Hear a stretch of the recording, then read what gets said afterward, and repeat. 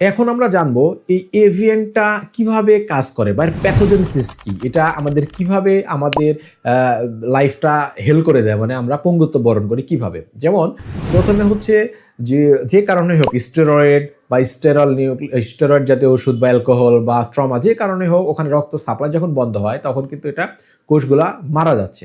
এরপরে এই হাড্ডির উপরে কিন্তু আমাদের ওয়েট বিয়ারিং হয়, মানে আমাদের বডির যখন আমরা হাঁটাচলা করি লোড পড়ে, তো যখন এখানে লোড পড়ে তখন যে জায়গাটা নষ্ট হয়ে যাচ্ছে সেখানে কিন্তু নেক্রোসিস হয় এবং ডিস্ট্রাকশন শুরু হয়।